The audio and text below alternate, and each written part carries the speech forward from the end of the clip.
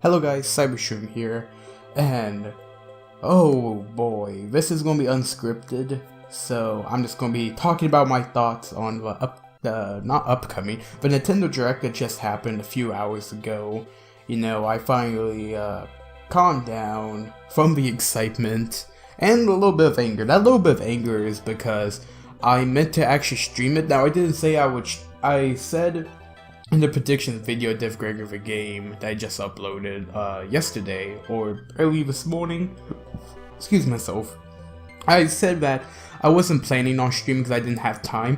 Turns out I did have time. However, my computer wanted to be finicky and OBS just didn't want it to work. It kept crashing, and you know what? I decided instead of struggling with it, I thought I'd just watch it direct. I didn't expect much that I didn't already say in the predictions video, you know, about the port, maybe a Mario Maker port. But I'm now really upset to a point that I wasn't able to stream it because the raw reaction that me and Gregor gave and a few other people who also watch the stream that I know was ecstatic. Like, I didn't expect the direct to be this good. So I'll give my thoughts, of course, on the big thing last.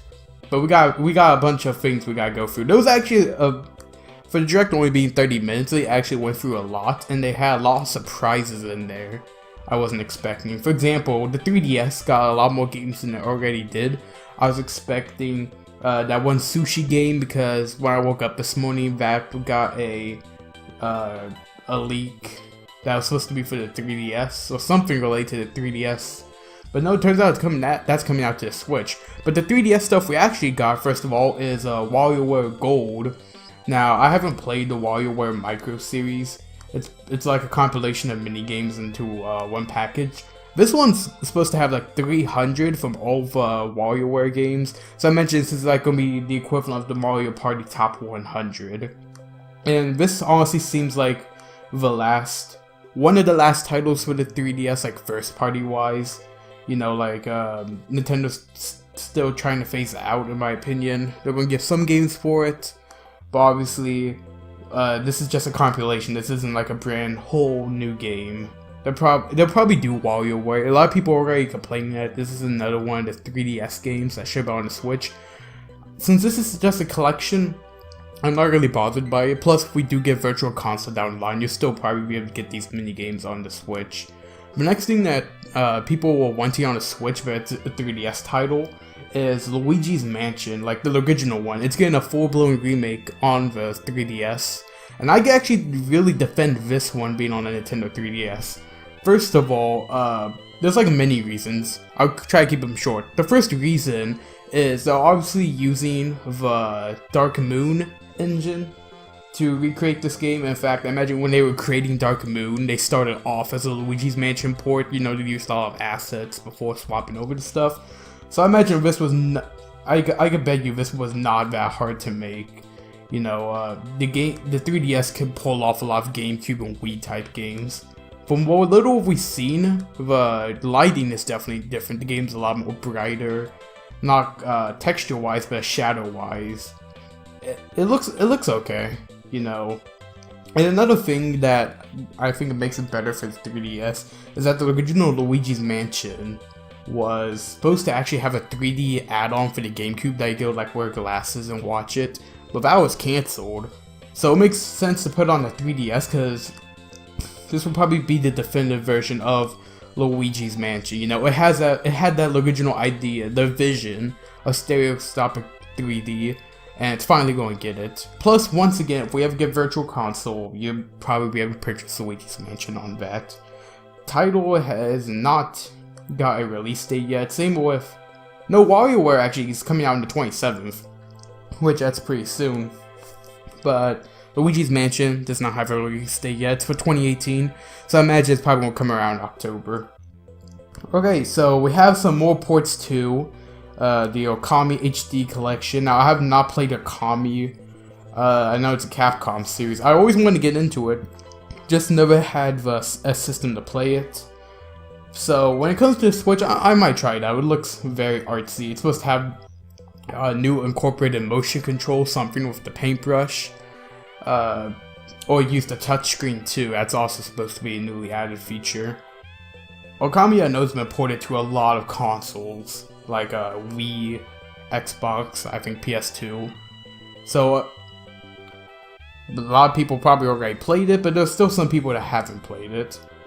We got a remake. Mario and Luigi's Bowser's Inside Story is going to be remade for the 3DS.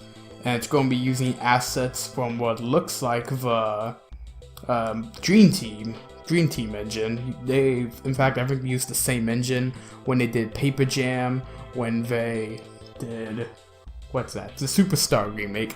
So it made sense to keep this also on the 3DS. Even though it would actually be cool to get a compilation of, like, let's say all four of the Mario and Luigi DS games on console. I don't think it would be that hard to pull it over. I have not dabbled whatsoever in the Mario and Luigi series. That's also another series I really wanted to jump in. I'm more of a Paper Mario guy, but based on the quality of his games, I should give the Mario Luigi like series of games a try.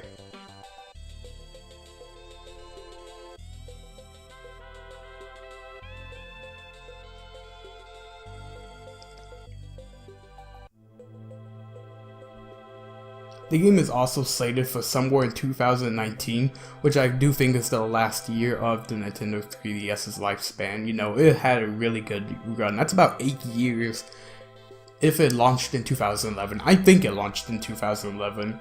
So I think this will probably be one of the last games on it. Once again, it's not like WarioWare, where it's a remake rather than an entirely new game. So there might be already a new Mario and Luigi game in development for the Switch or something planning. But if you guys miss out, if you guys are missing out on, let's say you have a Switch and don't have a 3DS, I would say, I'd say tough luck on that one. If you have a Wii U, I think it's on the Virtual Console, I don't know.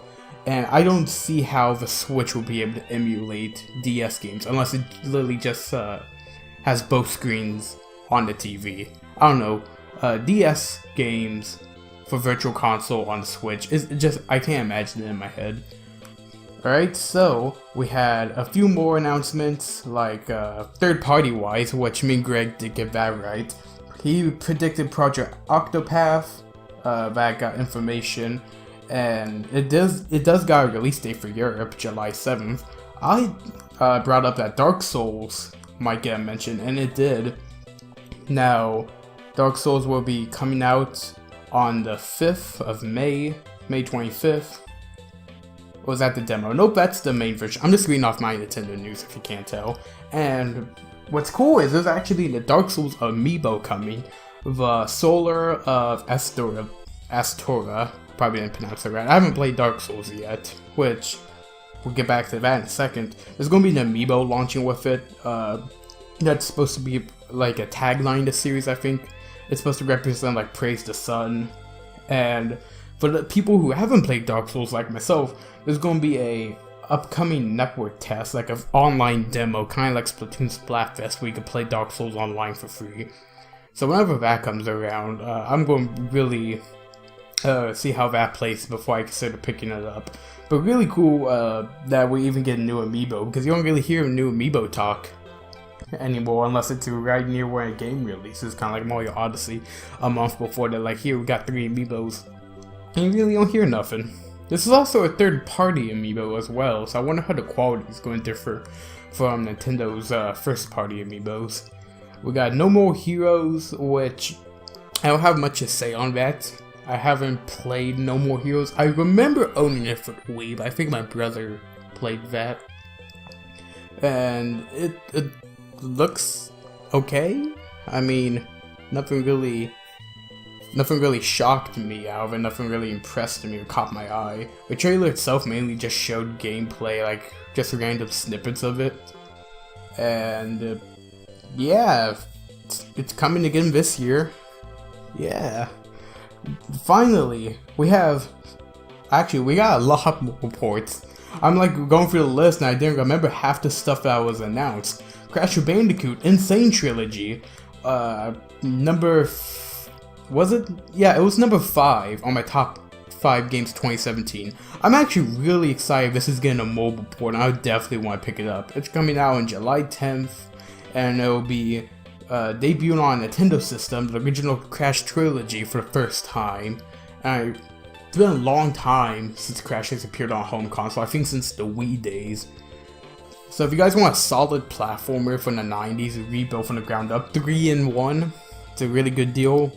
You should pick up the Insane Trilogy. And then we had Captain's Toad Treasure Tracker. Now, I watched a Game Explain podcast, I think it was Andre that predicted this one. And this is even the end of the 3DS news, because we have the Switch version and the 3DS version, which are going to be launching side by side on July the 13th. And it's going to be adding new content based off Odyssey. The new Dawn Kingdom is going to get a few levels, and there's going to be a multiplayer mode too. And I think it's just in a system mode, kind of like Mario Galaxy, where you shoot stuff at enemies. I didn't beat Captain Toad, I only played a little bit of it on Wii U. So when it comes over to Switch, I'll definitely pick it up. And yeah, there will be a 3DS version included. I think that adds like 3D effects or a second camera. So if you guys don't have a Switch yet or Wii U and you want to try Captain Toad's Treasure Tractor, no, that would be a farm game. Oh my god, this is so bad. Yeah, Treasure Tracker will be on the 3DS if you want to try it. Port number, I want to say 6, Undertale. Now, memes aside, I didn't expect them to announce Undertale at this direct. You know, I've made a lot of memes with my friends where we're like, oh man, I can't wait for Undertale's on the Xbox, Undertale's on the Switch, Sans for Smash Brothers. People, Sans is a viable candidate for Smash Bros. Now. Undertale will be launching sometime, doesn't even have a release year, but I imagine it's gonna be this year. And they didn't show any footage of it. They showed like a little animated cutscene, but other than that, nothing really.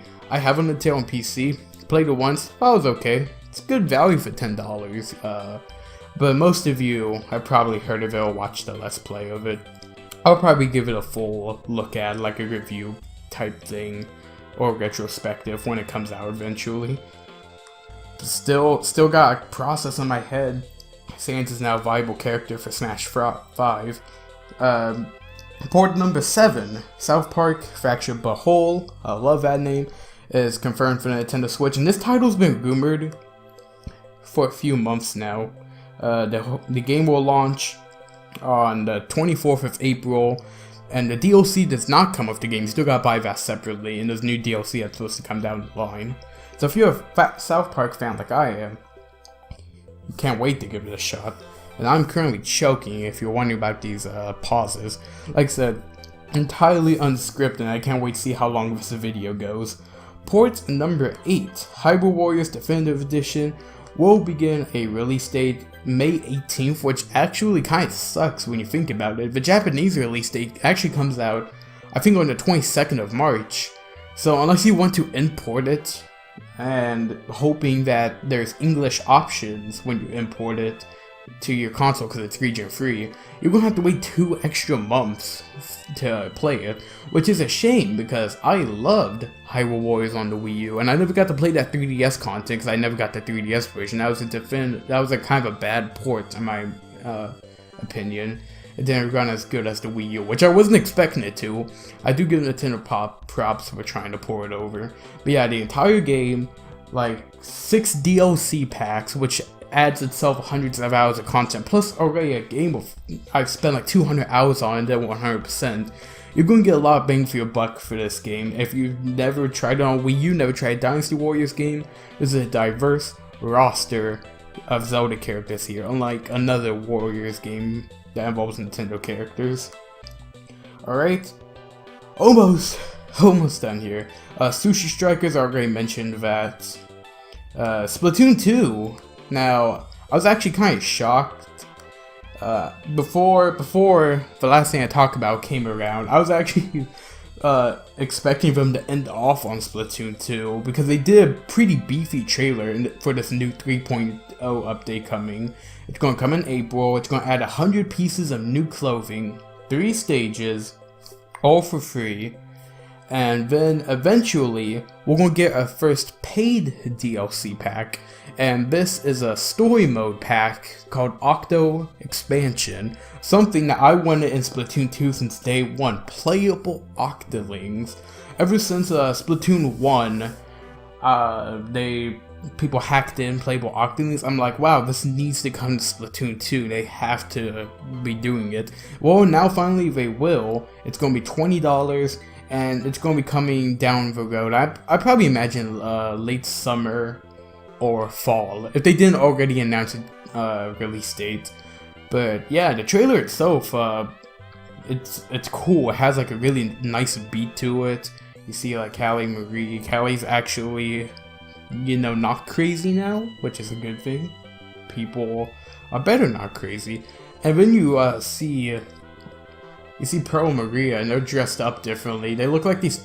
I saw on Twitter somebody said they're supposed to be inspired off two rappers, and I'm pretty sure one of them is Biggie Smalls, but I don't know who Maria was supposed to be based off. Pearl was supposed to be based off Biggie Smalls.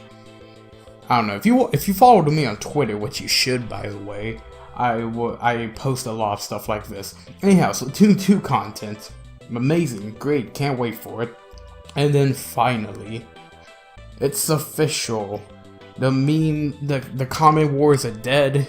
We can finally all stop expecting this to be at Direct. Well, we can keep expecting it to be at Direct. I should word that different. Smash Brothers, Super Smash Brothers is coming to the Switch in 2018. Finally. Oh my god, that Splatoon trailer went exactly how I imagined it, how my friends have imagined it for the longest time, since 2015. We always thought the Inklings would be fighting that white area they showed off in the first Splatoon trailer, and then it would show Mario and Link and all that. It actually happened. And we didn't get no gameplay. We did get a pretty menacing trailer, like the way they did the silhouettes of like Mario, Link, and a few characters. I don't want to say the whole cast. It made them look very menacing. And I think that was good because the Splatoon Inklings are relatively new characters, so it makes sense to make the older characters who have had a lot more experience to look a lot more menacing. A few details I noticed, even though it's an incredibly short trailer, is that first of all, the Inkling girl and boy are probably going to be one character, and like they're going to have alternative costumes like the Villager, Core, and Wii Fit Trainer. And another detail was that Link's design is actually different. In the silhouette, he's much more heavily based off the Breath of the Wild Link because of his character design. You know, the hair, he has the bow and everything. So that makes me wonder, now in Brawl, they updated the character designs from Ocarina of Time because Twilight Princess came around. With the exception of Sheik, they just updated Sheik so she wouldn't stand out. So I wonder if Zelda and Sheik are probably going to get updated character designs. And that makes me wonder about Ganondorf. I don't know if he is going to get a character design. Breath of the Wild doesn't get no real content anymore. But I would love to see Ganondorf in the Breath of the Wild style. And I imagine Toon Link's probably going to stay because he's a popular version of Link. He'll probably stay and he won't change.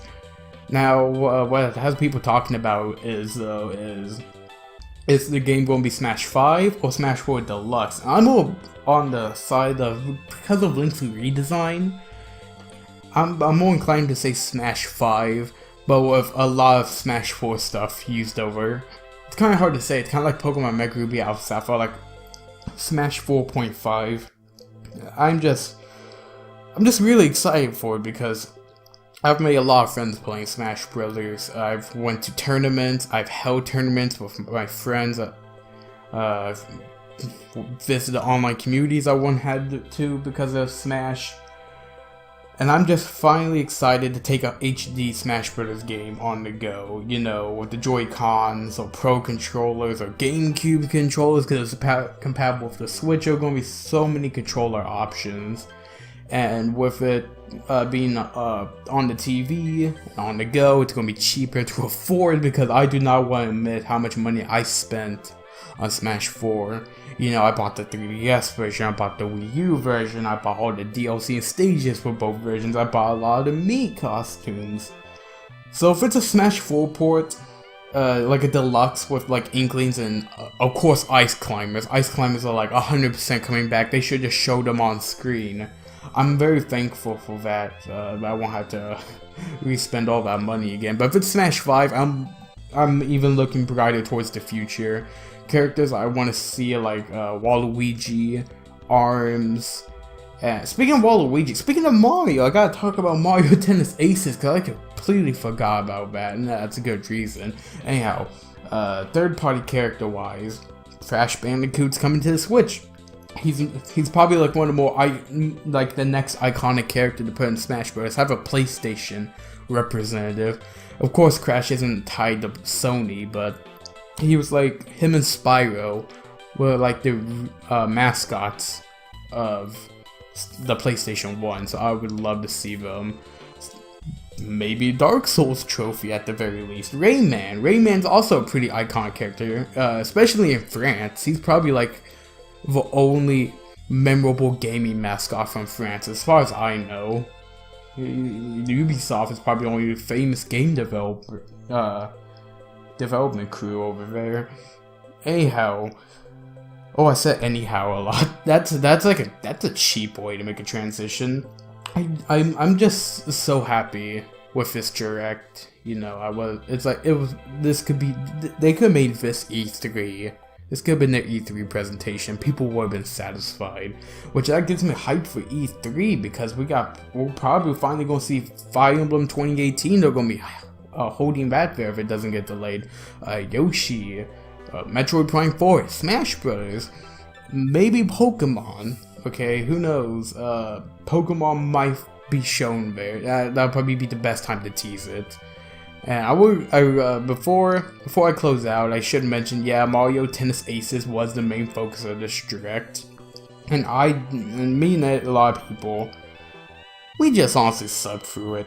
It's Mario Tennis. The game looks really good. Seems to have a lot of features and stages, something that Ultra Smash lacked on the Wii U. Not a fan of that health system they're introducing, and the live system where you could just lose a tennis match if your opponent just decides to mess with you. Thankfully, you can turn it off and do classic tennis mode.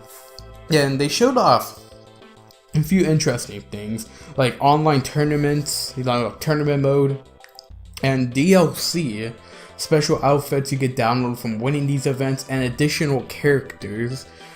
Characters are one thing, the roster is kind of disappointing. You know, we had all the basic Mario characters that we have had in previous tennis games, with the exclusion of Chink Chomp. I did not expect that.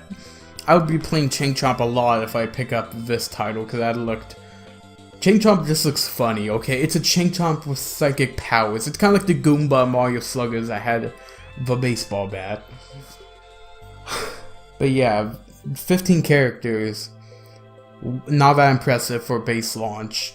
So I hope with these online tournaments there are a lot of playable characters. They showed off Koopa in a silhouette. Koopa Troopa, who's been a mainstay in the Mario Tennis series. And I wonder how those are going to work exactly, because that's going to really suck if you miss out on the character. Probably if you missed the tennis event and you don't unlock him, you probably got to pay for him. Which I'm kind of mixed on, you know, if they do pay the Mario Tennis DLC, does it really deserve it? And oh my god, I forgot about another thing, Kirby. Kirby's going to be getting DLC in the form of new playable characters. The Animal Buddies from Dreamland 3, Marks from Superstar, and maybe down the line that will get stage DLC. I would pay for Kirby DLC. Star Allies looks like a pretty solid title in itself. Don't have much to say on it though right now in the direct, other than the DLC characters. The game is launching in, I want to say like 4 days.